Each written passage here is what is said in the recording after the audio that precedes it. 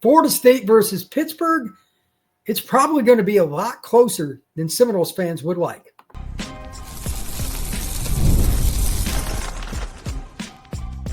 You are Locked On Seminoles, your daily podcast on the Florida State Seminoles.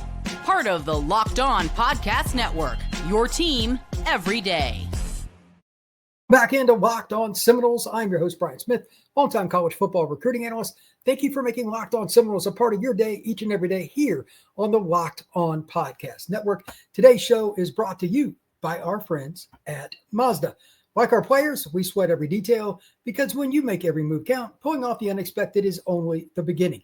Stay tuned later for highlights in this week's Moving the Game Forward, Mazda, Move and Be Moved. We're going to be talking about how Florida State gets back to being a dominant football program. The long-term plan based on everything that I've seen since the beginning of fall camp and off the field, which honestly is more important. I've had a big change in how I look at the picture for Florida State. Some good, some bad, but overall, honestly, as crazy as this might sound, due to the fact that Florida State's on a 2-game losing streak, it's more good because of off the field. I've seen some signs that lead to me to believe that things are going to change. We'll get into that in the second segment, but first off, I want to talk about the Pittsburgh game and give my final score prediction and why. I think this will be a closer game than Florida State fans are going to accept. I think much like players, I always say, this is a helmet game, meaning the helmet's not the one that's going to get them excited, and it's not going to get Florida State fans excited either. But that doesn't mean Pittsburgh isn't a quality team, and it doesn't mean that Florida State's going to be up for it while Pittsburgh is. Terrible combination. You're probably going to have a sleepy Florida State team. And when you hear my keys to the game, that's going to be one of them that I'm very concerned about. But I think talent will eventually win out. And I also think that the one thing that Florida State fans have shown for a very long time is they're loyal. It's not an easy place to play. Doak is annoying. Doak is loud. It is intimidating. And that is a true freshman. Heinschel is a very good football player based on the one game he's played in, but he went against Boston College. We'll talk about that a little bit later here in about 5 minutes or so. But Boston College and Florida State, the defenses don't have a lot in common other than they're both in the Atlantic Coast Conference. So with that, here are the keys I have for the game. Number one, I kind of touched on it already, body language. I am a big stat guy, love stats. But when you're in a losing streak coming off a loss to your arch rival, body language, like you can take stats and throw them into any body of water you want close to Tallahassee. Don't care. Body language. Do they want to be there? It's around a 12 o'clock kick, I believe. Florida State has 2-game losing streak. Pittsburgh's probably not the team you want to play. You probably want to go play Miami or somebody else better again this week to prove it, to get guys like me off your back. Does Florida State make that happen? I don't know. Here are a couple subpoints to it that we'll also know beyond body language. Pay attention to these because these have not been friendly categories for Florida State lately. And as the saying goes, they are self-inflicted more often than not. Penalties, especially the pre-snap and post-snap variety. False starts. Shifts that are illegal. Guy is moving at the same time somebody else is. They both don't get reset. Or a receiver goes in motion, and instead of staying flat to the line of scrimmage, he can't help himself, turns it up. Little things like that cost you football games. And then, of course, turnovers. Florida State has 3 turnovers in each of their losses. No bueno. And they've had some opportunities to create turnovers, meaning the ball's in the air, catch it. Can't happen. They've had multiple of those. Busted coverage, haven't been too many. It's just been bad coverage, but that's still focus. And then finally, the one that I have probably went on a rant more than anything else. I say this for last because it's maybe the most important. Tackle the guy in front of you. And when I say tackle, I mean it from a textbook definition standard. It makes me want to puke every time, and this isn't a Florida State thing, college game, high school game, pro game. Stop running into large men who are very athletic with just your shoulder. Wrap up, drive through their midsection, and plant them on their rear end. That's it. Florida State has struggled with that too often. There have been some good ones too. Don't get me wrong. This isn't every play. But far too often, Florida State has tried to make a SportsCenter highlight instead of being a football player. If you want to go into theater, go be a grad student at University of Southern California. They've got a great drama program. It's for you. Tackle somebody at Florida State while you're wearing that helmet properly. So again, penalties, drops, busts, the turnover, but like they've had 3 turnovers against Virginia and then against Miami, and it could have been more. Probably should have been more. And then the tackling. Those things are the focal points, and they're a problem.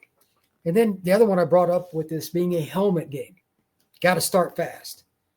Some of your teammates are probably going to be looking to you, and then you to somebody else, like who steps up, who sets the energy early with proper technique, not playing outside their position. Again, this is linear. Guys playing outside of what they're supposed to do is how busts happen. And a guy's running down the sidelines with nobody near him, and he's got the football. Make sure you do your job properly each and every time. Let the last play go, regardless of how well or how poorly it went. You'll be fine. Football is a long game. It's 60 minutes. Florida State has way more talent than Pitt. If you allow it to fester, and Pittsburgh's probably going to come out with nothing to lose, maybe a flea flicker, they may even score first. Let it go. If you just play consistently in a 60-minute game, you will win. You have more talent. You're at home. You should be ready to take on anybody. Will you be? We'll see. 3 is one that we'll probably mention for every pregame or what have you for the rest of the year. Can you rush with 4? Because right now it's not very good. Florida State has 80-some pressures, according to Pro Football Focus, for the season, and they're very liberal with how they grade pass rushes in general, but pressures are sacks, hits on the quarterback, and then like a certain radius, and this is where it gets extremely subjective, a certain radius where you quote-unquote impact the quarterback, allegedly. That's a pressure. All of those go combined to get the number. So it hasn't been very good, but the top 3 players for Florida State, stat of the day, with pressures, all have 0 sacks. Florida State is not finishing out the quarterback. They've got to do better. Number 4, the quick game for Florida State. For any of you that are familiar with Pittsburgh or watched this show or listened to this show earlier this week, Pittsburgh is a man coverage, cover 1, cover 0 kind of team. They'll run some cover 2 here and there, but by and large, especially against Gus's offense, which is run between they're going to be in single high, 7-man fronts all day long. There may even be some traditional, and I'm not kidding, 8-man fronts where they're bouncing a guy back and forth between the edge of the tackle box and the guy in the slot, like trying to fool you, sim pressures, all kinds of stuff. They're going to try to confuse Tommy, but the bottom line is we're going to try to bring one more guy than you can block. Can Tommy make the pass? That is Pittsburgh's defense. It has been the entire time that staff has been there, and I don't think that's going to change this weekend. So quick game is one way to get around it. Screen to the tight end. Screen. This should be a Jalen Lucas special game. Just putting him on the field should scare the bejesus out of Pittsburgh because he's so quick. And once he gets in the open field, for a little guy, he may not have a long stride because he's 5'7", but he can float. That guy, Wayne McCoy, I've been calling this 2-3 weeks, Squirrel. He's got to get involved in the short passing game, screen or otherwise. Come hell, come high water, that's got to happen. And then, of course, Mekhi Danzy. I've been talking about it a little bit. I know he's a young guy. Route running's probably not the top of his game, so they get him involved with reverses and bombs. At some point, he's got to start running over routes, comebacks, curls, more complicated stuff, because they're not going to cover him. Once he learns that, he can be as good a player as there is in college football, period. Nobody's going to run with him. We've already seen that. So can Mekhi do some of that? I'd be curious. And then finally, Deuce, if they're going to play bump, you got to throw up a few fake screen or whatever with Deuce, throw the ball up to him. There's all kinds of ways you can use the quick game to create points. This next one's fun, and it should be a Tony White special. If there's a defensive game plan that is traditionally your game plan that fits what the Noles should want to do against Heinzel, the freshman quarterback for Pitt, it's just run your defense. Freshman quarterbacks and zone defenses that change after the snap, it's not a good combination for that offense. That's what Florida State just does inherently. Against Miami, it's terrible because they had a 60-year senior. He didn't have to throw very much to know what was coming and gain big plays. It's just the opposite against a young guy. They might heat him up a little bit. But this defense, to be really honest, with the way they move the safeties in and out of the box, which one's coming, which one's not, play cover 3, play cover 1, etc., after the snap showing something completely different, I don't expect him to handle that well. The only way for him to get better at it, Heinzel's going to have to go through it 2 or 3 times. Unfortunately for him, this is game 1. Good luck. Finally, this third down defense. He's 6 for 8 in his last game on third downs, throwing the ball. 5 went for first downs. You're going to have to get the deflections if you're not getting home. You're going to have to get really good coverage in your short zones. He's very good at the intermediate to short passes. And finally, make him move his feet. Again, it goes back to the pass rush. If you don't do that, this game could come down to the last possession. He's not a normal freshman. He threw for over 300 yards at his first start. That is insane. I know it was Boston College. I know the Eagles stink. But for a freshman to even sniff those kinds of numbers in his first start gives you some credibility to the thought, hey, this kid might have a little juice, and he was overlooked because he was from a small school in Ohio. Heinzel's pretty good. So for me, I think this game will be frustrating through the first half because Florida State will be up and down, be like a yo-yo. I don't think they will be across the board, at least. I don't think the roster will be dialed in. And I also think Pittsburgh, honestly, will play the game like we've got nothing to lose. Nobody thinks we're going to win this game. We're 10-plus point underdogs. If they can hit a big play early, this game could go a lot of directions. Anything's possible. In the end, I think Florida State will win out just due to raw talent, Danzy hitting a big play, Deuce, etc. But I expect Pittsburgh to give them some problems, and I think this will be kind of a frustrating win-a-clunker kind of game. I've got Florida State coming out on top 31-24.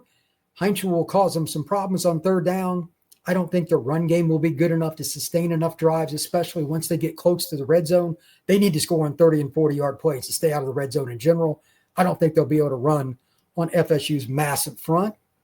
That's not very likely, but if they can do that, then they can beat Florida State because they're going to hit some passes. They're a little better in the passing game than they normally are. And again, Heinzel's just accurate. So the other side of this, do I think Pittsburgh's got the depth on defense to handle Florida State if they start running the ball, especially if Pettis is ready to go? That's another factor. I don't know. For those of you wondering, I have not heard what Pettis' status is. And as I always say, if Gus Malzahn walked up to me, if Norvell or anybody else and told me yes or no he was playing, I still wouldn't believe him. Coaches never give any real good information about that stuff. And the kid may not know. He's just got something he's got to work through, and he'll find out on game day. But Pettis has been really good this year. Congrats to him for improving his game since he came over from Ole Miss. So again, I've got the Noles winning 31-24. Next up, and this is probably the most important part of any show I'm going to do anytime soon, what Florida State needs to do to get back to being a playoff team. If you listen to Thursday's show, and I got a lot of people mad at me, but I was just honest, I don't think Florida State's going to a playoff until Norvell's gone. And I think he'll get 2 more years, and I think he's going to get fired. That's what I think. Prove me wrong. I'm just going to stick with that because he's been up and down so much I can't keep track. But I'm going to explain how he can at least, at minimum, set the baseline for Florida State football to get back to being a playoff contender, and maybe they prove me wrong. That is next here on Locked On Seminoles. Today's show is brought to you by our friends over at DoorDash. Time to look back and crown this week's MVP, who delivered, powered by DoorDash, just like you can win every Saturday with DoorDash Streaks, saving you more each time you order. These players delivered when it mattered most, so let's break it down. Deuce Robinson has exceeded even my expectations when I met that young man at Elite 11 out in LA a few years ago. I knew he was a special talent, special young man, but even against coverage that's favored towards him, putting their best guy on him, and Miami had some really good DBs playing against him, he had a good game. Florida State struggled. They had a lot of guys in the backfield in front of Tommy, but Deuce was open consistently. I give him all the credit in the world, and I think Deuce is going to end up being a really good long-time NFL player. And just like Deuce delivered for Florida State, DoorDash delivers for your Saturdays with DoorDash Streaks. You can save up to $250, including $100 in DoorDash credits. Order this Saturday. Keep the streak alive. Fuel your game day with DoorDash. Terms apply, and it's good through November 18th. We are also powered by FanDuel. Right now, the NFL season is well underway, and they have an offer for you from FanDuel that you should not forget about, and that is $300. $300 with just one $5 bet down that wins, and if it hits, again, you get $300 to use across the FanDuel app. Over-unders, player props, parlays, anything that you want to use, it's up to you. I personally like looking at the big box stuff, MVP, rushing leader, things like that, but there's all kinds of ways you can use FanDuel. So what are you waiting for? Visit FanDuel.com to download the FanDuel app today and to get started. Thank you once again for making Locked On Seminoles a part of your day each and every day here on the Locked On Podcast Network. Become an everyday, or if you have not already, subscribe, like this podcast, and share it. And if you are on Apple, hit that automatic download to get it each and every day. Here are the 5 things that I want to talk about in regards to Florida State over the next end of this season and then in the next 2. Not just like elevating the program, but becoming more consistent. That's the first thing. They're so inconsistent over the last 4 years. Just roller coaster. Back half of 2022, they were pretty good. 2023, obviously, undefeated in the regular season. Complete disaster last year. Then this year is a combination of all 3 of those seasons, depending on the week. It is just wild. So consistency is top of the board. And here's how you get to at least that point, and then we'll progress through there. Number 1 is the thing that I specialize in. Recruiting. The portal. Roster management in general. The Portal Podcast is the other pod that I run here on the Locked On Podcast Network. Please like and subscribe to it as well. Getting real deep into the recruiting and transfer portal background information in the next week or so. That show is going to go crazy. But with all the firings and everything. But with that in mind, Florida State has taken a step forward in recruiting. Tony White's a better recruiter than the last DC. Pot Roast is a way better recruiter than he's been given credit for. And while, Florida State had Odell, which is a legend, I don't think he really wanted to be out on the recruiting trail anymore at roughly 70 years old, and I don't blame him. But Florida State now has him in the back office with Pot Roast. They're recruiting well at D-line. They even take another step. Just because the guy, Odell back in the day was unbelievable recruiter. He might have been the best in the country. They need to get at least close to that. I don't know if they're going to get to that level or not, but they got to start getting a few of the 5-star guys. Pure and simple. When using the portal, they made better judgments this year. They took fewer guys that were just high ceiling, more guys that were character. This is such a weird thing to say. Indiana did it in 24. They took mostly G5 guys, not all, but mostly, and they kicked the crap out of people because they were proven. Doesn't matter what your star ranking was in high school. Once you get to college, some guys just don't adapt to how college life is, what you've got to do, being able to take orders from adults, not being the star player anymore. Some kids can't handle that. There are many reasons that the more talented players fade out, end up working at McDonald's. It's just true. Bottom line, Florida State took some guys in 2024 that read their own press clippings. That didn't go so well. Not all of them, but some. This year it's been better for sure. But at the same time, for every deuce, you're still going to have a lot of guys that are just okay, more special teams players. They've got to be very selective with the portal, especially this year for 2 reasons. Just going to touch on them. I'll probably go over this 100 times in the offseason, but there's only one portal window. It just came out. They voted on it. January 2nd through January 16th. There is I cannot say this enough. You cannot miss. There is no second chance. There is no portal after the spring window for all your practices. Going into spring, that's your roster, buddy. Quarterback gets hurt, tough. Too bad. Your offensive tackle you just paid a bunch for in the portal gets hurt, too bad. So any evaluations you make, they are paramount. And unfortunately, Florida State is a little bit behind the gun, as I think most of you know, especially on the offensive line. They're going to lose 4 or 5 guys. I think they're going to lose all of them. That's rough. And everybody and their brother is going to be after portal players. Like linemen are always fewer in demand. Those guys don't transfer as much. They need to go after them, but how many? Well, again, we'll get deep dive. I can do a whole show just on offensive line in the portal sometime. But you can't throw all your money there because they need other places to help. Pass rusher, got to replace Deuce. He's going to turn pro. We'll see if Tommy gets another year of eligibility. That's the wild card. Need another corner probably, or safety. You're always going to look for at least one DB probably that's a playmaker.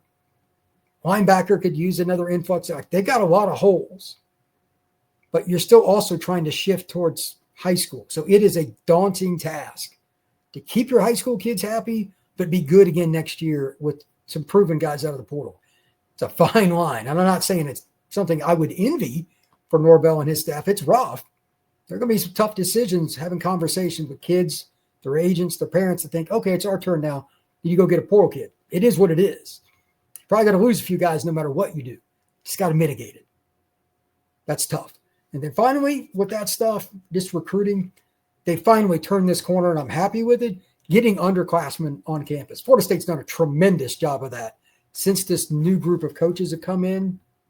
Tim Harris and Gus and everybody, they've all done their part in one way, shape, or form. Some are more active out on the trail. Some have certain contacts with 7-on-7 coaches, whatever. It's about the mesh. It's been pretty good. Keep doing that.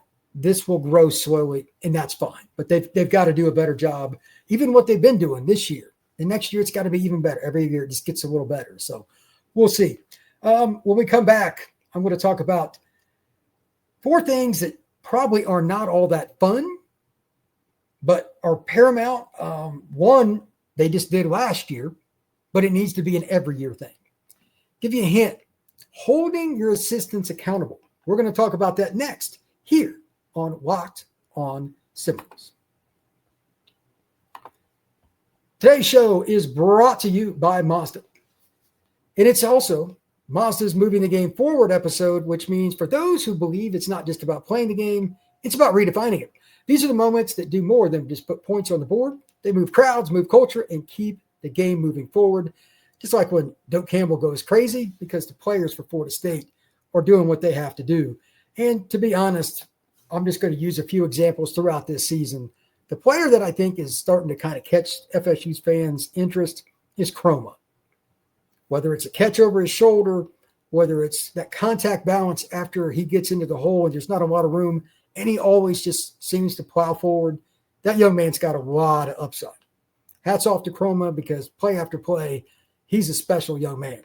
So when somebody like Chroma, he moves you, the unexpected is only the beginning. And just like that, there's more to every highlight. There's more to a Mazda vehicle too. Mazda, move and be moved. All right, this is the point that is very tough in the college coaching industry, but it's one that Norvell took care of pretty well in the offseason, probably with a little help from the administration, forcibly, but still holding your assistants accountable. If you're going to go out and change your staff, and again, they did the right thing, you still got to do that every year now. I say this all the time on a gazillion shows that I go on, whether I'm joining another show on the Locked On Network or some other show, independent podcast, whatever. This is touchy because coaches are oftentimes friends. Too bad. I'm not saying there's somebody right now I would fire or whatever, but if it does happen that way, they're not holding their end of the bargain recruiting, he's gone. This is an example. Gus is a mentor. He's a mentor, and he was his coach at one point for Norvell. I'm just using this as an example because I don't think this is the case, but if Norvell thinks that Gus is completely just avoiding his recruiting responsibility, he's got to go. This is the age where everybody has to recruit. And I'm just using that as an example. But it could be something else. Maybe his coaching style doesn't fit with your program after year 2 or whatever, some coach. Always have to be looking to make changes. And it's even if it's a good coach, good's not good enough. Saban got rid of guys or found them jobs elsewhere numerous times. He didn't have any interest in being good. He would cuss somebody out if they were good. Are you the best? Florida State has a head coach. I don't think he's got that mentality. He's got to prove it to me. Good is not good enough. That person's got to go. This is Florida State football. It's not Central Michigan, okay? If you're a good coach, that's fine. It's not going to get it done at Florida State.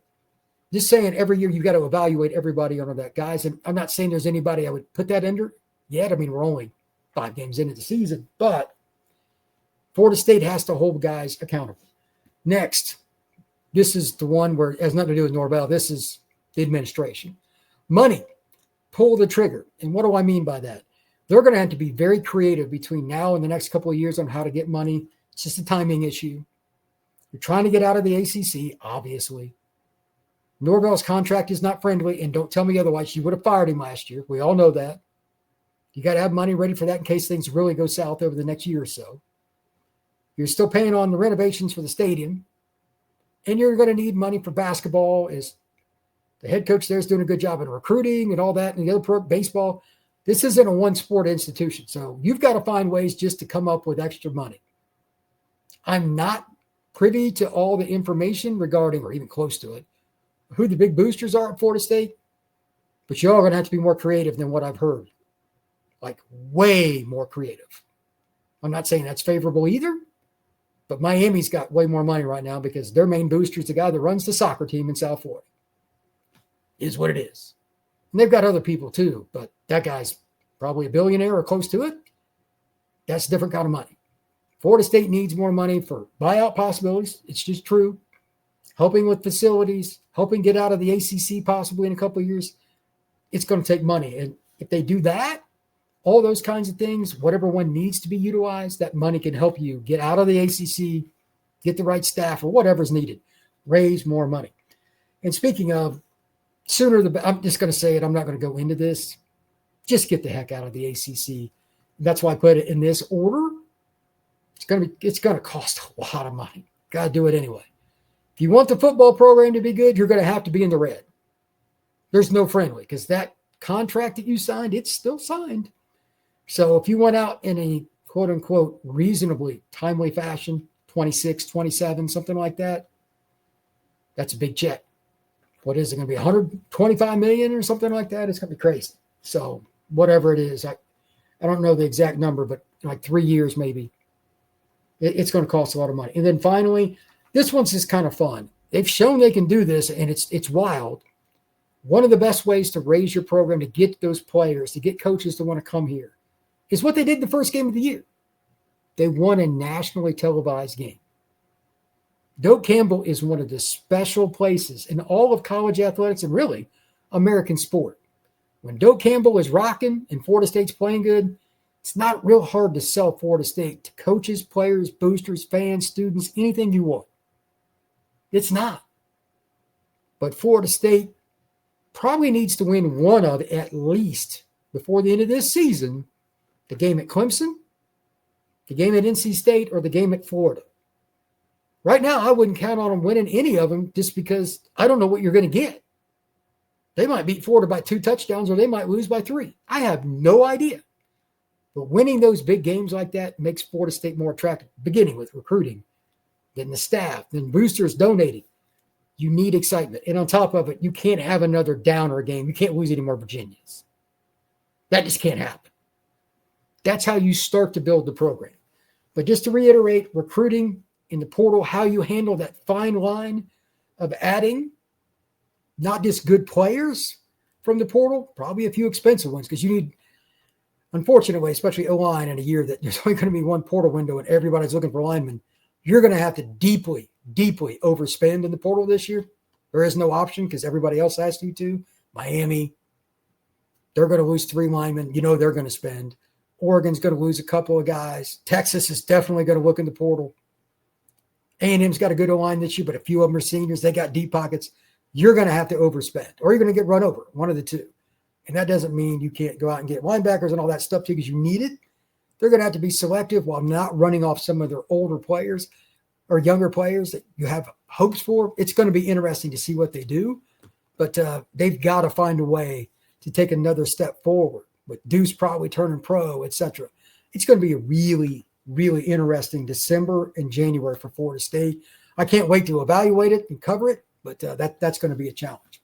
Thank you once again for making Locked On Seminoles a part of your day each and every day right here on the Locked On Podcast Network. I'm Brian Smith. Thank you once again for tuning in. We will see you again soon right here on Locked On Seminoles.